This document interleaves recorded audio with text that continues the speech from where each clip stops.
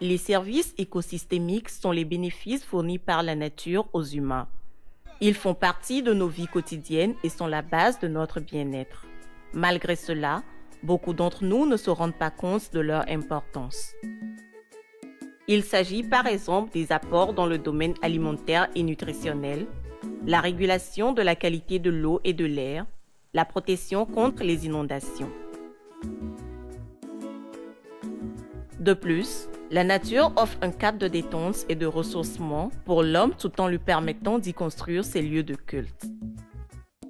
Au niveau de la réserve de biosphère transfrontière du Mono, située au sud du Bénin et du Togo, deux pays de l'Afrique de l'Ouest, des efforts sont en cours pour la prise en compte des services écosystémiques dans la planification du développement durable. La récolte du miel avec du feu est aussi interdite.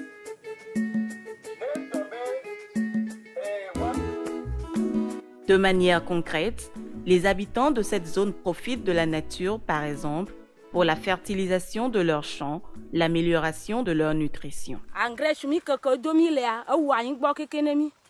Tami dona mukuna. Da ayin gbo di. Acho na ndudu ayin gbo la tro gbo agbenemi. Na le pa blia la odo nyire. Na le va wo blima na le da kplea.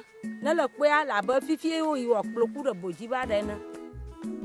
En ce qui concerne l'alimentation, il y a diverses plantes qui peuvent fournir des nutriments essentiels à la santé humaine. Selon plusieurs rapports de recherche scientifique, on trouve dans les feuilles et les fruits du baobab beaucoup de fer qui facilite la production du sang.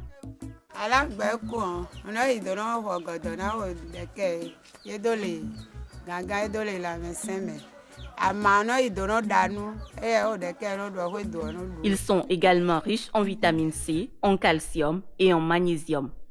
Dans la réserve de biosphère du Mono, on trouve également une dizaine de forêts sacrées qui sont célèbres pour les lieux de culte traditionnels qu'elles abritent. Pour les prêtres de ces cultes, la forêt joue un rôle capital pour la survie de leurs croyances et le bien-être des populations.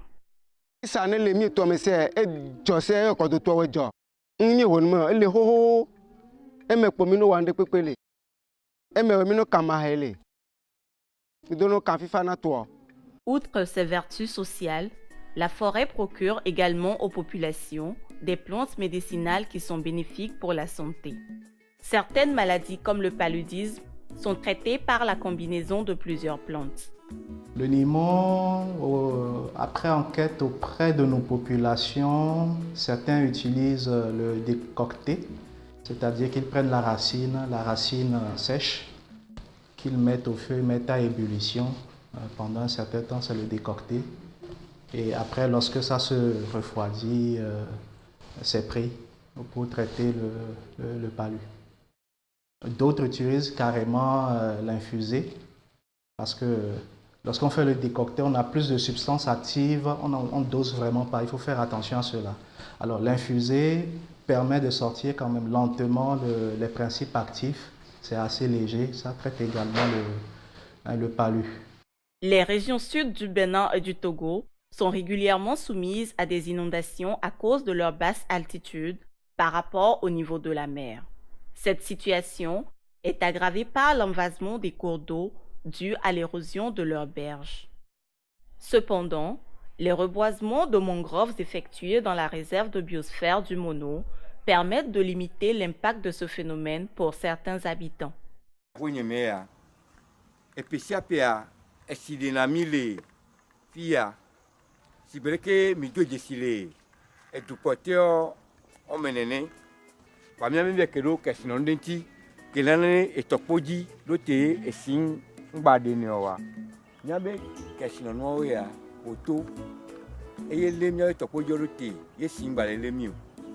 En effet, les mangroves permettent de par leurs racines de stabiliser les berges des cours d'eau et évitent leur érosion ainsi que l'ensablement des fleuves. De plus, les forêts humides peuvent agir comme bassin de rétention d'eau et régulent le débit d'eau. Elles constituent des zones tampons entre les fleuves et les infrastructures nationales. Donc, ce ne sont pas juste les habitants des villages qui profitent des bénéfices liés à la protection contre les inondations. Les autorités territoriales aussi peuvent bénéficier d'une réduction des coûts pour la reconstruction des infrastructures comme les routes ou les ponts. À Aïrouidji, dans la commune d'Atiémé au Bénin, les crues du Mono ont plusieurs fois emporté la piste d'accès et ses balises. On a déplacé la piste à ce niveau 4 fois de suite. Donc les balises, donc la troisième fois même, les balises qui sont érigées le long du fleuve sont déjà tombées actuellement dans le lit du fleuve et nous avons dû déplacer une 4e fois la piste. Donc un problème d'environnement se pose réellement à ce niveau et nous pensons que si nous devons entendre les investissements lourds de l'État central, nous risquons d'être chassés par le fleuve. Et c'est pour cela que la réponse qui est préconisée à ce niveau, c'est de mettre des palétuviers pour essayer de freiner donc l'érosion.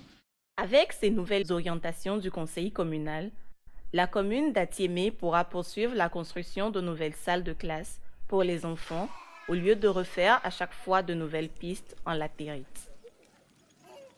Les services écosystémiques constituent donc un facteur essentiel du développement durable, tant au niveau communautaire que national et pour tous les secteurs. Leur prise en compte dans la planification du développement est essentielle pour l'atteinte des objectifs de développement durable.